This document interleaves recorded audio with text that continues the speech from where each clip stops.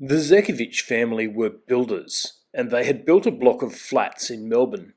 Family members lived in some of the units and they rented out the rest.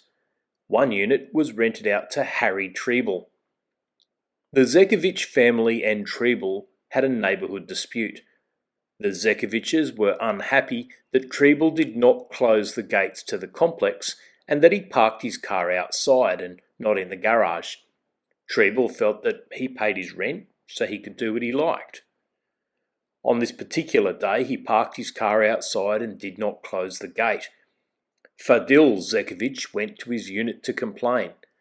It's clear that Zecevic was unusually angry about this issue. He was so angry that when he knocked on the glass of the door, he broke it. Things escalated. Treble responded by stabbing Zecevic.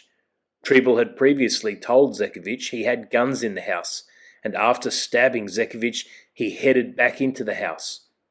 Zecevic, already stabbed, was terrified that he was about to be shot too.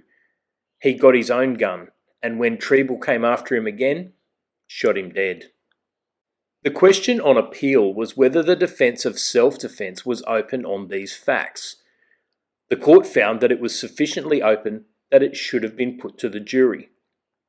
Justices Wilson, Dawson and Toohey said, "The question to be asked in the end is quite simple. It is whether the accused believed upon reasonable grounds that it was necessary in self-defence to do what he did. If he had that belief, and there were reasonable grounds for it, or if the jury is left in reasonable doubt about the matter, then he is entitled to an acquittal.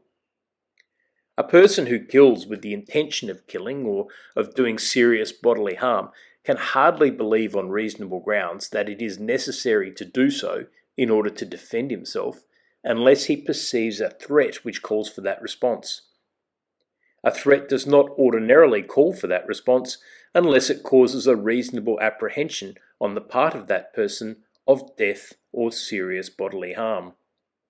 This test, a belief on reasonable grounds that the action in self-defence was necessary, is now the basic test used both in criminal law and tort law where the defence of self-defence is raised."